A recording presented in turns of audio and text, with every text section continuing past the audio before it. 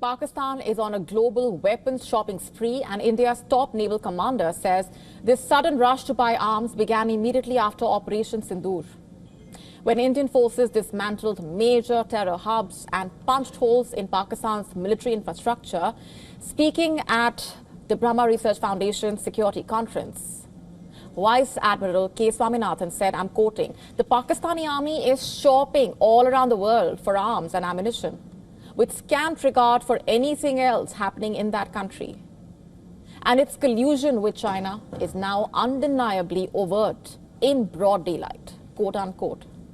And he also called Operation Sindoor an inflection point, one that exposed Pakistan's vulnerabilities so starkly that Islamabad is now scrambling to rebuild capacity, even as the world increasingly rejects Pakistan's misinformation about the four-day clash that took place earlier this year. But New Delhi's concern is not just Pakistan's military panic buying. It is the overt and accelerating China-Pakistan military collusion at a time when China's navy is expanding at unprecedented scale and keeping a steady presence in the Indian Ocean. You see, the Indian strikes did more than eliminate 9 terror headquarters across Pakistan and Pakistan-occupied Kashmir. It also exposed the vulnerabilities inside Pakistan's own military bases, from damaged hangars to runway craters, leaving Islamabad scrambling to restock, rearm, and also reassure itself. And while New Delhi has kept the information it gave the public very precise and to the point since that operation started, the world has gradually started coming to terms with the lies that Pakistan spread during and immediately after that clash. And this week itself, even the French Navy dismissed Islamabad's bizarre claim that it had shot down Indian Rafales during the four-day clash. Another example of Pakistan's misinformation collapsing under scrutiny. But the warning is clear. Pakistan's weapons buying binge is not happening in isolation. It is happening alongside an openly expanding military partnership with China.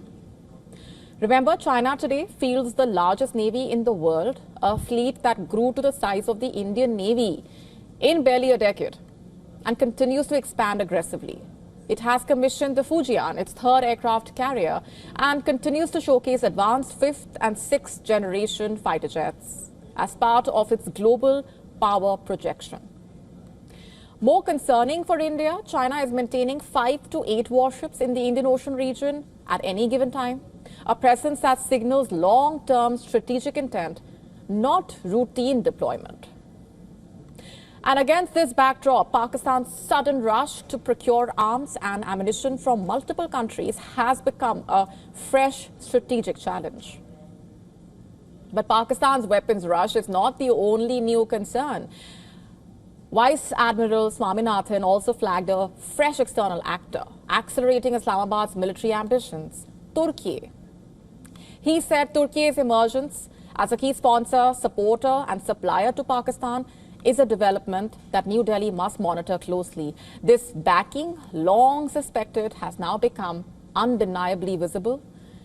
And both Turkey and China openly supported Pakistan during Operation Sindoor, another signal that Islamabad's military network is widening at a time when Pakistan is scrambling for arms. And reflecting on the conflict, he said Operation Sindoor showcased the highest level of synergy across the Indian Army, Navy and Air Force. The strikes were well planned, well coordinated, executed with precision, hitting the chosen targets across multiple domains. Critically, the success of these strikes, he said, shattered long-standing regional assumptions, namely the belief that Pakistan's nuclear arsenal, backed by covert and overt foreign sponsors, would deter India from launching conventional operations. Operation Sindoor proved the opposite. To stay up to speed with the latest news, download the WION app and subscribe to our YouTube channel.